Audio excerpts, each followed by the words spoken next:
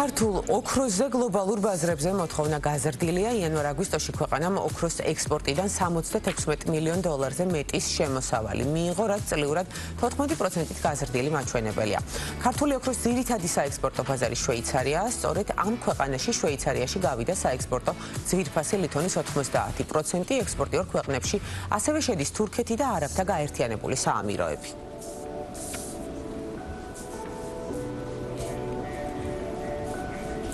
ოქროსგან განსხვავებით კლების ტენდენციაა საქართველოსთვის ერთ-ერთ მნიშვნელოვან საექსპორტო პროდუქციაზე ფეროშენადნობებზე 8 თვეში საქართველოსთან ფეროშენადნობების ექსპორტი 38%-ით $127 მილიონი დოლარით შემცირდა. ფეროშენადნობების ბაზარზე კრიზისი რუსეთ-უკრაინის ომის შემდეგ დაიწყო. მოთხოვნის შემცირების ფონზე კი ფეროშენადნობების მწარმოებელ საწარმოთა დიდი ნაწილი გაჩერდა. როგორც ფეროშენადნობების ასოციაციაში ამბობენ, ზაფხულში იაფი ელექტროენერგიის პირობებში რამდენიმე საწარმო მუშაობა დროებით განაახლა, თუმცა ასოციაციის მოლოდინით შემოდგომა ზამთრის პერიოდში ელექტროენერგიის ღირებულება მაღალი იქნება. შესაბამისად, სექტორში ფეროშენადნობების ექსპორტის თვალსაზრისით პოზიტიური მოლოდინი არ იკვეთება. საშუალო და მცირე ზომის თხილის მწარმოებლებისთვის ახალი მხარდამჭერი პროგრამა იწყება. გრანტით ისარგებლებენ ბენეფიციარები, რომლებსაც თხილის ბაღები სამეგრელო, ზემო სვანეთის, გურიის, კახეთის, აჭარისა და იმერეთის რეგიონებში აქვთ გაშენებული. ინიციატივის ფარგლებში FAO დაფარავს თხილის ასაღებად საჭირო ტექნიკის ღირებულების 70%-ს. საგრანტო კონკურსში მონაწილეობის მიღება შეუძლიათ თხილის მწარმოებლებს, რომლებიც სამიზნე რეგიონებში აქტიურად არიან ჩართული თხილის წარმოებაში და აქვთ იურიდიული სტატუსი. ასევე მონაწილეობა აქვთ მიღებული FAO-სა და მისი პარტნიორი ორგანიზაციების მიერ ორგანიზებულ სურსათის უვნებლობის ტრენინგებში. საგრანტო პროგრამა შვედეთის და FAO-ს მხარდაჭერით ხორციელდება ჩვენს ქვეყანაში. სტანდარტები ტურიზმში სულ რამდენიმე საათში თბილისის საერთაშორისო კონფერენციას უმასპინძლებს. როგორც ორგანიზატორები ამბობენ, კონფერენცია არის პლატფორმა, სადაც ადგილობრივი პროფესიონალები და საერთაშორისო ექსპერტები გაცვლიან გამოცდილებას და იმსჯელებენ ტურიზმის ინდუსტრიის განვითარებაზე, სადაც აქცენტი გაკეთდება გრძელვადიან მდგრადობაზე. ამავდროულად ღონისძიებაზე ტურიზმის ეროვნული ხედვის ჩამოყალიბების მნიშვნელობაზე ისაუბრებენ. კონკრეტულად რა მიზანი აქვს ღონისძიებას და რა მოლოდინი აქვთ ორგანიზატორებს სტუმართან საქართველოს ტურიზმის ასოციაციის სტანდარტების კომიტეტის ხელმძღვანელთან თეონა ნევსიწვეიძესთან ერთად ვისაუბრებთ. თეონა, მოგესალმებით. ძალიან დიდი მადლობა, რომ სულ ცოტა ხნით ადრე დაიწყებთ ამ ძალიან მნიშვნელოვან ღონისძიებას. ხართ ჩვენი სტუმარი და ჩვენს მაყურებელს უნდა მიაწოდოთ ამომწურავი ინფორმაცია, თუ რასთან გვაქვს საქმე, რა სახის კონფერენცია ტარდება, თუ არ ვცდები უკვე მეშვიდედ ჩვენს ქვეყანაში, ერთგვარი ტრადიციის სახეც აქვს მიღებული. რა არის მიზანი, ამ დრომდე რა შედეგზე ხართ გასული და რა არის ის ძირითადი აქცენტები, რაც დღევანდელ კონფერენციაზე წელს უნდა დაისვას? საქართველოს ტურიზმის ასოციაცია არის ორგანიზატორი ამ კონფერენციის. საქართველოს ტურიზმის ასოციაციის მიზანი არის ქვეყანაში მდგრადი ტურიზმის განვითარება და ხელი შეუწყოს კერძო სექტორს სპორტს სწორ პოზიციონირებაში. ამას ემსახურება ასევე პლატფორმა სტანდარტები ტურიზმში, რომელიც ყოველწლიური პლატფორმაა, სადაც ვიწვევთ სხვადასხვა ექსპერტებს, გლობალურ ექსპერტებს იმისთვის, რომ გაგვიზიარონ თავიანთი ცოდნა და გამოცდილება სტანდარტებისა და რეგულაციების შესახებ. მოგეხსენებათ, ტურიზმი არის სისტემური სფერო, რომელიც მოითხოვს კოორდინირებულ მუშაობას სხვადასხვა სტრუქტურების ჩართულობით და სტუმრად გვყავს საჯარო სხვადასხვა სტრუქტურის წარმომადგენლები, კერძო სექტორის წარმომადგენლები. კონფერენცია მოიცავს 3 სესიას. პირველ სესიაზე განვიხილავთ ადგილის სტანდარტს, ადგილი როგორ განვავითაროთ ტურისტულ მიმართულებად. მეორე სესია სასტუმროების სტანდარტს, ხოლო მესამე სესია ეხება ტუროპერირებას და ვორქშოპი ტარდება ტუროპერირებას. კი ბატონო, ამოვიდეთ სათაურიდან სტანდარტები ტურიზმში. რა იგულისხმება ამაში, როგორია დასავლური პრაქტიკა, რომ გვითხრათ და ასევე სად ვართ ჩვენ? ანუ რამდენად არის ჩვენს ქვეყანაში დანერგილი და განვითარებული, ვთქვათ, ის საბაზისო სტანდარტები და განვითარების ტემპი როგორია? დასავლური, არა მხოლოდ დასავლური, არამედ გლობალური გამოცდილება გვეუბნება, რომ სტანდარტები ეს არის გზამკვლევი იმისთვის, რომ სწორად და მალე მივიდეთ შედეგამდე. ეს ეხება არა მხოლოდ ერთ სტრუქტურის განვითარებას, არამედ სტრუქტურულ თანამშრომლობას, მაგალითად ადგილის განვითარებაში ჩვენ მოვიაზრებთ როგორც გარემოს დაცვას, ასევე კულტურას და ისტორიას, ადამიანების, ადგილობრივი ადამიანების ჩართულობას, რომ მათ ისინი თანაშემქმნელები იყვნენ ამ პროცესში. სერვისის და არა მხოლოდ ბენეფიციარები. ხოლო კერძო სექტორის განვითარების კუთხით აუცილებელია გქონდეს გაიდლაინები, რომ სწორედ ვოპერირებდეთ, სწორად შევქმნათ მოლოდინი საერთაშორისო ტურისტებისთვის, იმიტომ რომ სწორედ სწორი მოლოდინი განაპირობებს შემდეგ შედეგს, რაც აღიბეჭდება იმიჯზე. კი ბატონო და ერთიანი ხედვის ჩამოყალიბება მდგრად ტურიზმში არის თქვენი ღონისძიების კიდევ ერთი საკითხი.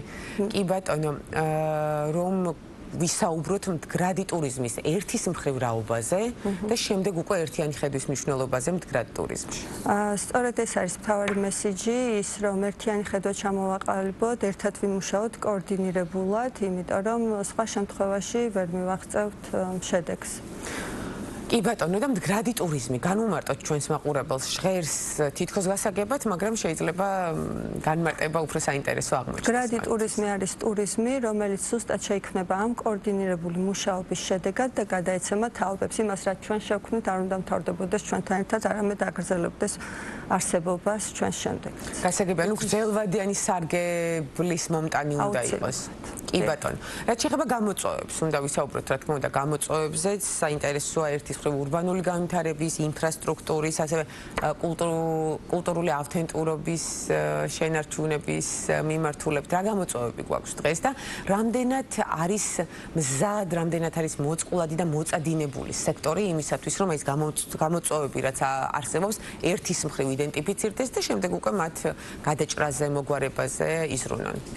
ჩვენ არ ვართ მხოლოდ თეორეტიკოსები, ჩვენ პრაქტიკოსები ვართ, მუშაობთ სხვადასხვა მუნიციპალიტეტებთან და რეგიონებთან და მინდა გითხრათ, რომ სექტორი ამისთვის მზად არის, ისევე როგორც ადგილობრივი ხელისუფლებები ამ სხვადასხვა მუნიციპალიტეტებში, ასევე ადგილობრივი მოსახლეობა ძალიან მზად არიან იმისთვის, რომ კოორდინირებულად ერთად იმუშაონ. გამოწვევებს რაც შეეხება, გვაქვს ძალიან ბევრი გამოწვევები, ეს არის დაკავშირებული კლიმატურ ცვლილებებთან, ეს არის დაკავშირებული ცნობიერების ამაღლებასთან და ასე შემდეგ.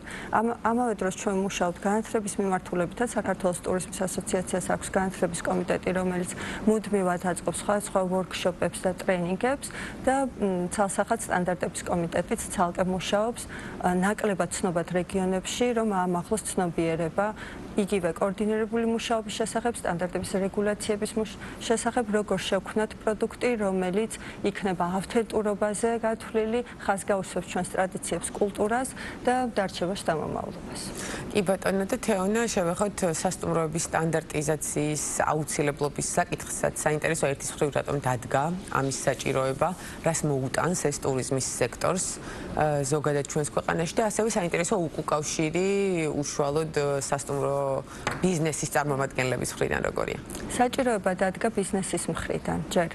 ანუ მათგან მივიღეთ ჩვენ ეს მოთხოვნა, რომ შეგვექმნა რაღაც, რაც იქნებოდა მათთვის გზამკვლევი, როგორ ეოპერირათ ამა თუ იმ ბიზნესის წარმომადგენლებს. სტანდარტებს რაც შეეხება სასტუმროების სტანდარტებს ჩვენ შევქმნით შეფასების სისტემა, რომელიც კატეგორიზაციას და კლასიფიკაციას ანიჭებს სასტუმროებს.